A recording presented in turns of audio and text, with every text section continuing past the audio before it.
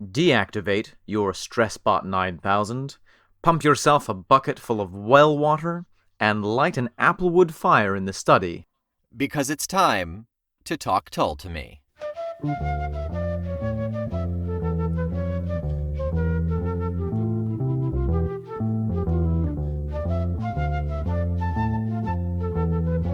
I am Nick McGill. And I'm Omen. And this is Talk Tull to Me, and we are Feckless Momes.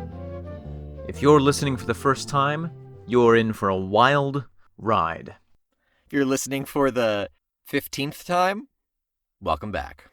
Talk Tull to Me is an archaeological type podcast where Nick McGill and I painstakingly brush off the old relics, which are the recordings of Jethro Tull. One by one, we analyze and catalog them and bring them back into the light. This week, we have a special treat. Well, it's a treat for me. It is track number 8 off of their second album, Stand Up. This song is We Used to Know. Let's have a listen. Whenever I get to feel this way, I had to find new words to say. I think about the bad old days we used to know. Nights of Omen. winter. Nick, I have a question for you. Okay, please. How are you doing emotionally right now after hearing that song? This song... It's okay. This song... When I said that this was one of my favorites last... Ladies and gentlemen, we're gonna take a 30-second break here and let Nick recover.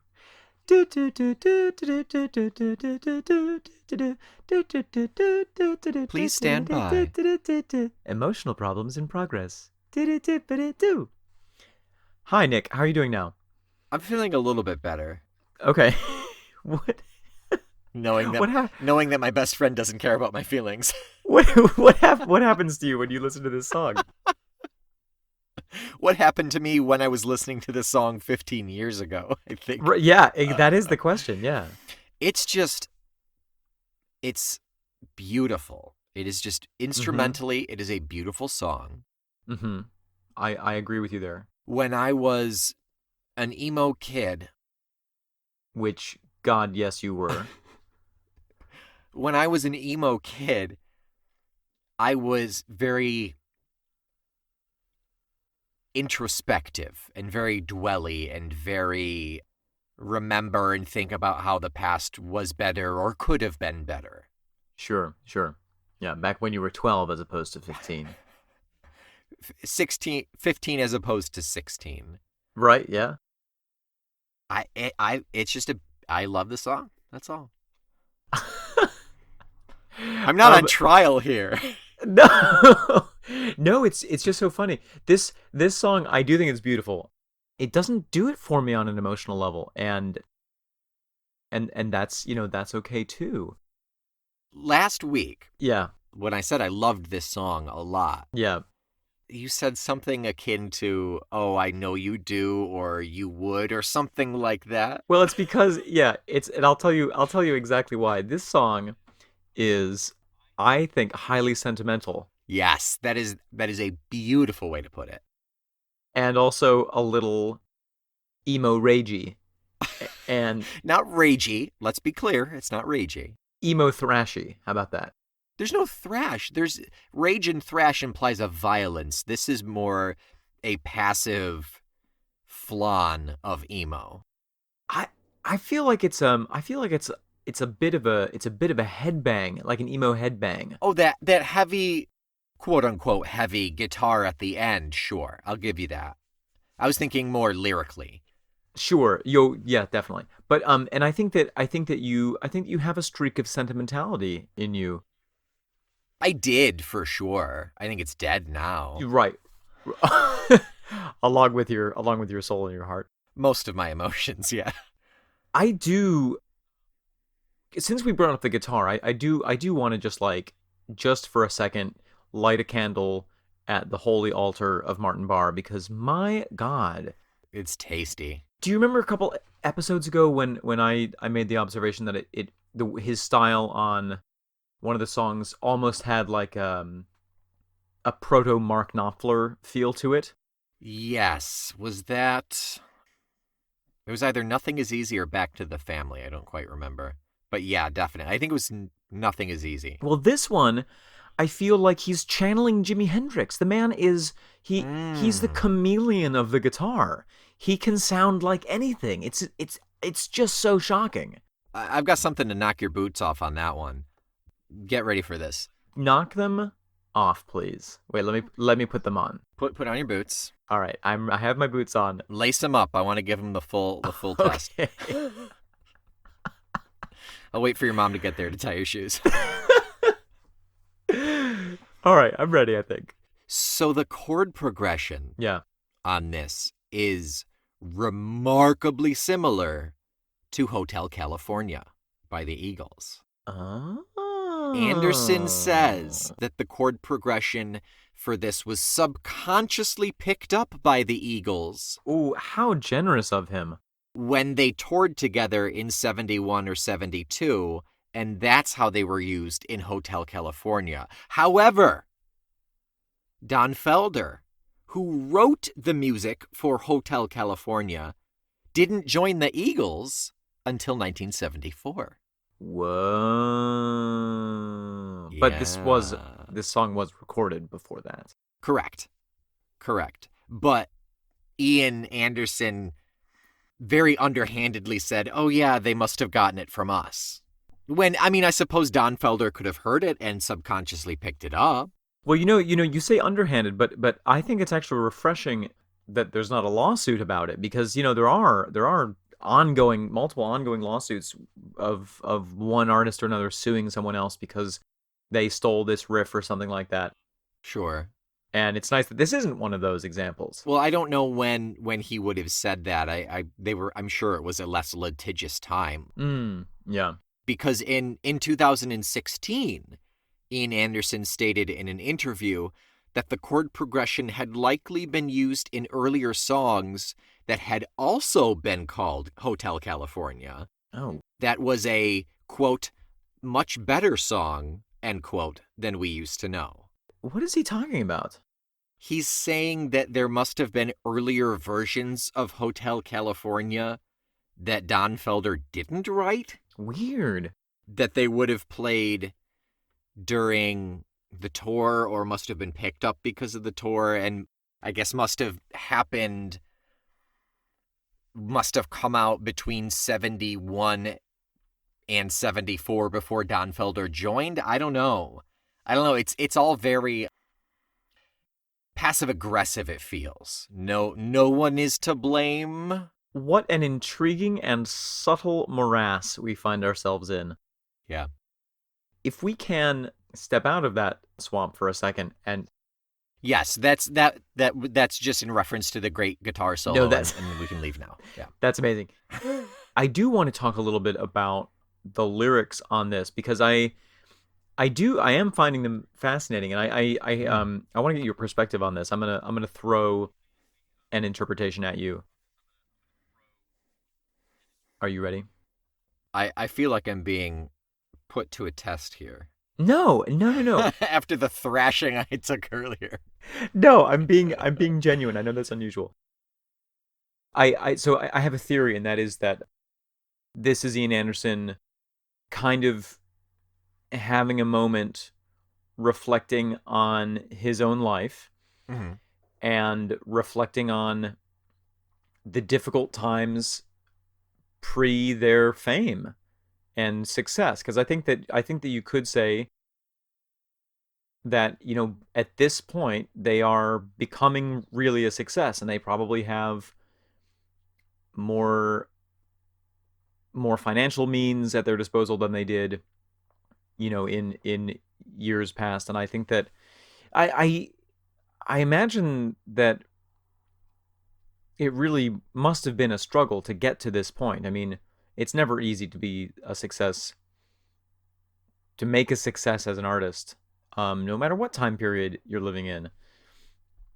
And I wonder what he went through. I wonder what the band went through, when they were getting to this point. I bet they probably roughed it a couple times and probably didn't have money for all the things that they wanted while they were pursuing the dream of having the most long-running prog rock band in existence.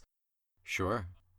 And how daunting that must have seemed. I'm looking at this sort of the fourth stanza. Remembering mornings, shillings spent, made no sense to leave the bed. The battle days they came and went, giving way to fruitful years. I don't know. That's such a visceral image, like waking up in the morning and knowing you have no money, and seeming like you have no prospects, and thinking, well, why do I even bother? What's the point? Yeah. Well, I think certainly they were gaining momentum at this point. They were certainly on that trajectory up. They still had a couple more years before they were really like slamming it, but they were definitely getting there. It's certainly better. They weren't scraping for pennies to buy cigarettes. No, not like they were while they were Ian Henderson's Bag o' Nails, for sure. Oh, dear God. And then they had to sell the bag of nails. That's right. They had to find the nails and then sell them. Poor old Ian Henderson. This should not be coming from a 21-year-old. Yeah, it has a maturity to it, which I think is like one of the things that makes Ian Anderson such a fascinating songwriter. Yeah. I feel like this is an album where he is coming into his own as a songwriter and really achieving this kind of genuine, deep, poetry and vulnerability. I mean, this is a vulnerable song. Yeah, I mean, some of it feels a little trite. It feels like they're just aphorisms of, oh, it was crappy and now it's getting better. Yeah, but it's done in a poetic way, which is unique. Absolutely, and I think between the singing and the instrumentation, it just wraps it all up in a just a heartfelt crushed cake in a box. It's so delicious. Yeah, I mean, you can look at it as, oh, what does he know? He's only 21. Mm-hmm. But also, like, yeah, we're getting that flavor, we're getting that feeling of the Ian Anderson that I picture on the cover of Aqualung as the ragged old man, you know? Mm-hmm. That's who's singing this. Yeah. That's what it feels like. And who knows what some of those experiences were. Oh yeah, absolutely. That led him to this point. Absolutely. It's easy to think 50 plus years ago, after their insanely successful rock band, it's easy to think, oh, it couldn't have been that bad or whatever. It's so far removed. Right. But you can't really manufacture this without there being something behind it. Right, and I think that part of that is just Ian Anderson's deep nature. Yeah, which stemmed from whatever experiences he had, you know? Well, and I think that, you were talking about how when you were a younger gentleman, you had a tendency toward introspection and, what did you say? Introspection and dwellingness? Yeah. I think that Ian Anderson might have had a touch of the same characteristics in a way. Yeah. I mean, he's never been super flashy, and I mean, aside from performance, like we talked about a couple weeks ago, the performance person versus the after show person, the real person. Yeah. You know, he's never been all flashy and crazy. He's always been kind of a curmudgeon. He's a rock star for introverts. Finally we get one. Right? It's great. No, it is. It is. I think that there is a, even if you can't relate to something like like the verse that you said, remember morning shillings spent, made no Yeah. sense to leave the bed. I certainly couldn't, that didn't appeal to me in college. I couldn't relate to that in college, but there's that plodding melancholy. There's that looking in and looking back that I related to, that I still relate to. I was certainly not as emo as I was. No. Because it affected me so potently then. Yeah. It still gets me. It's like what was the one that was so good for you? Back to the Family. Sure, yeah. It still hits you because it hit you so potently when you were growing. It leaves that impression on your Yes. mind. I also just want to, for just a second, address his reference to a proverb. I think that is such a beautiful pair of lines. Pair of lions? Pair of lines. Oh, I thought we were like going to the Field Museum or something. Would that we could. Yeah, so just to say what we're looking at here, so it's the fifth stanza, and the lyric is, saving up the birds in hand while in the bush the others land. Take what we can before the man says it's time to go. And of course, it's a reference to a bird in the hand is worth two in the bush. It's so fun. It's so like the fact that he's a 22-year-old and he's like, yeah, I'm gonna write this sick lyric about a bird in the hand is worth two in the bush. It's like, oh yeah, yep, that's him. It's a nice spin on a otherwise trite saying. The imagery is beautiful. I think it ties in really great with the underlying misery that is plowing through this song. Yeah. But there's also a level of hopefulness to it.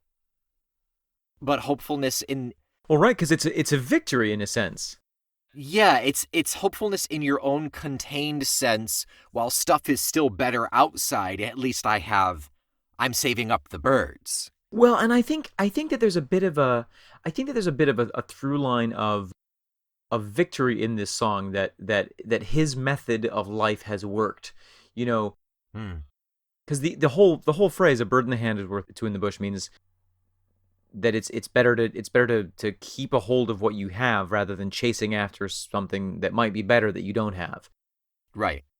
And pairing that with the line, we ran the race was won by running slowly. It's like I feel like he has been his whole life on a mission pursuing this sound, this unique approach to rock and roll. And I'm sure that he was told a million times throughout the years, oh, that's crazy, you're playing the flute in a rock band, how silly, you're never going to make it, you don't have the right personality to be a rock star, you're not sexy enough, you don't do enough drugs. And this, I feel like this is a little bit of an FU to the world, to say, look, I followed my own path, and here we are. It's certainly crazy applicable right now, particularly that last line you just said, we ran the race was won by running slowly. Yeah. I mean, how many bands stopped for any number of reasons in the last 50 years? Oh, every band that has existed in the last 50 years almost. Ian Anderson is still touring. Yeah, he's still, I think he's methodical about it. Sure. It took him some time, but he found what worked. He took, whether he intentionally did this or not, there's some sort of scientific approach to the creation of his music, in the sense of looking at what succeeds. And that's not to say he does the same thing over and over. I mean, over the years, their sound just goes all over the place. Yeah, it does. But they're still playing. This is one of the songs, though, that I really do feel like has that classic Jethro Tull sound. Mm-hmm.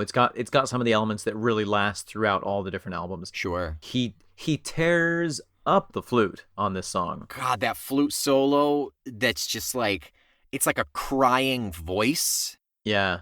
There's so much feeling in that flute. And then he passes it off to Bar. I know, it's so great.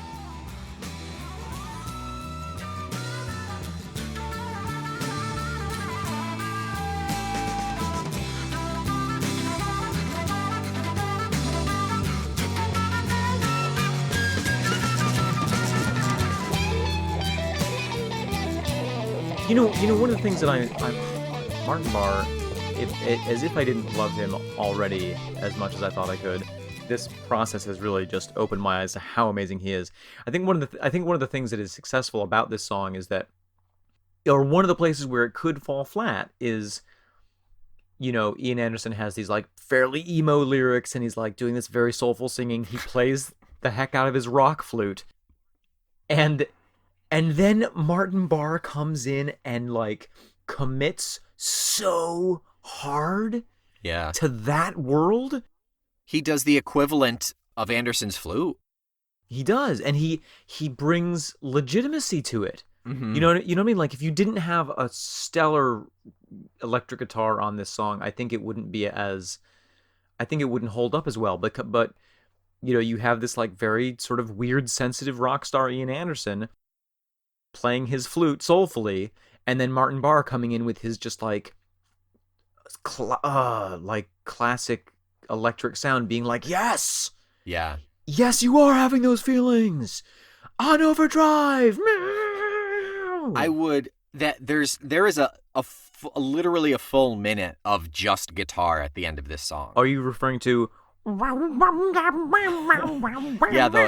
is it a wah? I think it's a wah pedal. I think it's a wah pedal on overdrive.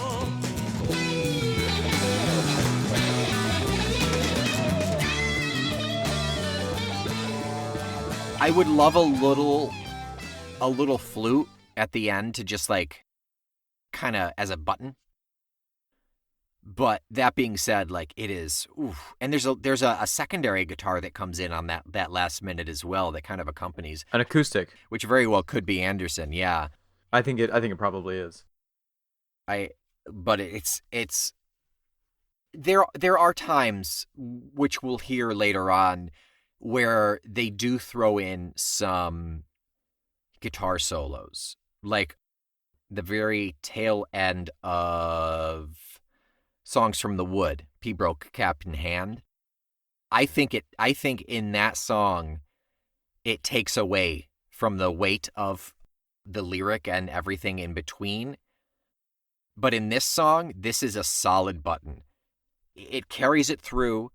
It keeps the sound and builds on it. It doesn't feel out of place one bit. I agree.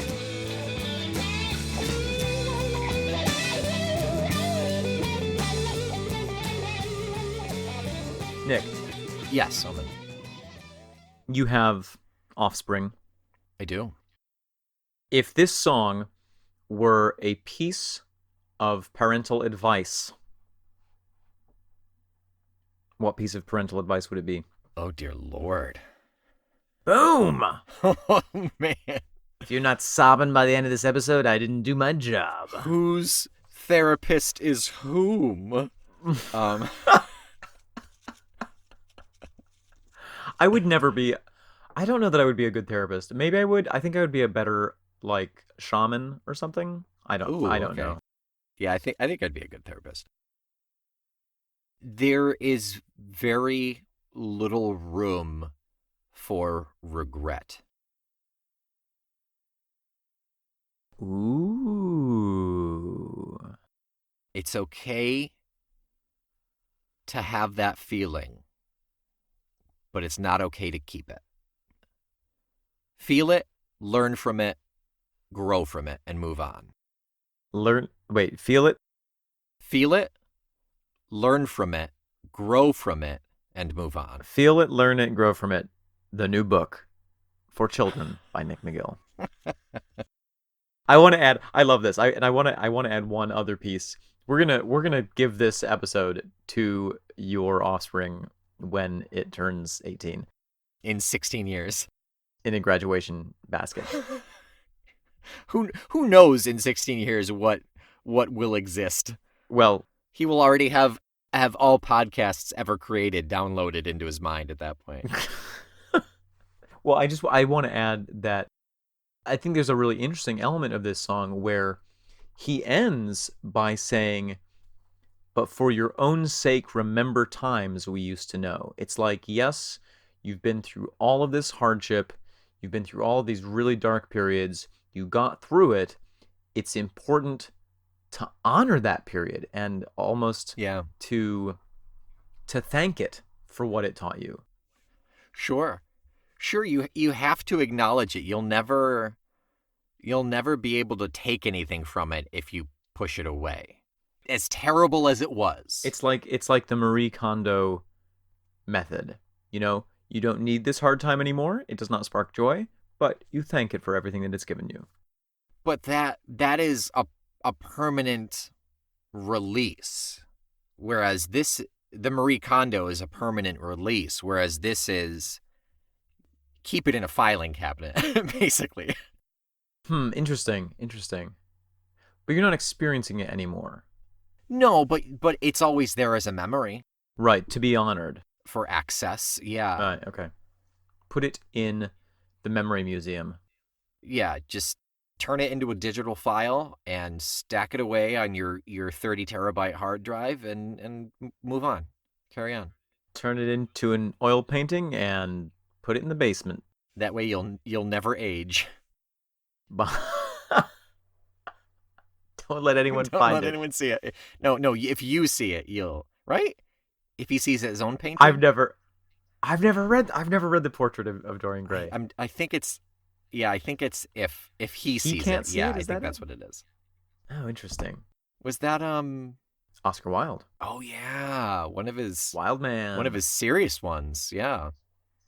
Yeah. Maybe his only one. Probably, yeah. He was arrested once, and the police report where it said, why he was arrested, the charge was for moving about too much on a Sunday. Because they couldn't write, he's a homosexual, and that's why we're arresting him. Yeah, right. They couldn't bring themselves to write that word. Yeah, hashtag goals right there. Someday, I want that on my permanent record. Sir, you are moving about too much on a Sunday. Why, thank you for noticing. Thank you. I'm sure he was very flamboyant and very flouncy. At least he is in my mind. He is a cartoon depiction of a person of that era. Have you ever seen a picture of him? I'm pretty sure I have. He's like 8 foot tall, and Is he really? He's very, very tall. He's a very big, tall guy, and he looks real sad. Well, I mean, that's not that surprising. Yeah. Unfortunately. Right. Wasn't he big into... Oh, that's right. He was a great big guy. He reminds me of Doug Keyes. Or he reminds me of Stephen Fry. He very much reminds me of Stephen Fry. Yeah, maybe. But Stephen Fry was happy. Stephen Fry is very happy, but he's very weighed down by a greater knowledge, I find. If Stephen Fry was living in a time where he was assaulted on a daily basis for his being. Absolutely. 1854 through 1900, yes. Yeah. Yeah. And on top of being a homosexual, he was Irish, which wasn't sort of makes you persona non grata in... Oh, yeah, in London. Yeah, absolutely. He died in Paris, though. Oh, hashtag goals. Oh, my God. And he had 2 children. Well, He liked the letter Y, apparently. Cyril, Cyril, and Vivian, Vyvyan. That has almost no vowels in it. It has almost no sometimes vowels. It's the Welsh spelling of Vivian. It's got to be. Why is there an X and a W in there? And it's 6 G's that seem to have number. It gets the phlegm out.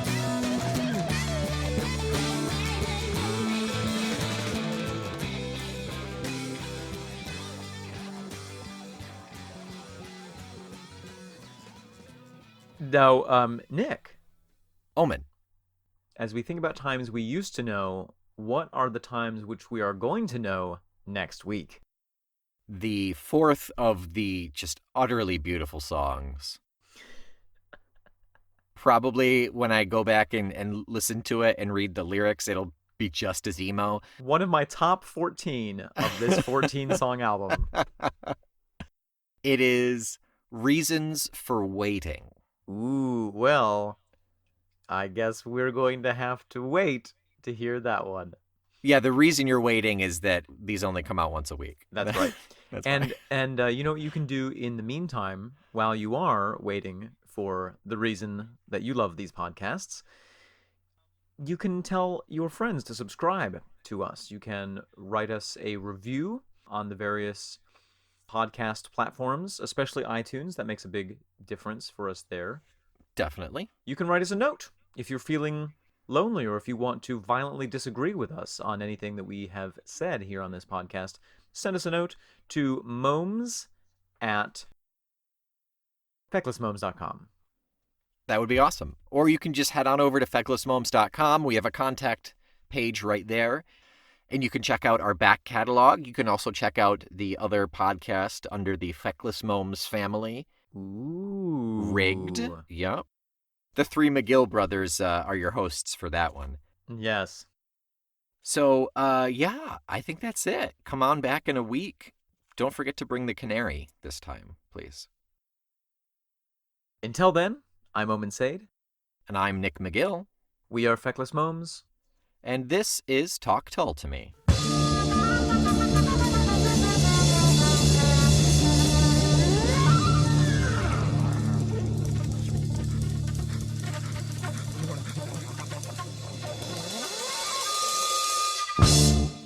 Oh, hey there. Talk Tull to Me is a proud member of the Feckless Momes audio network.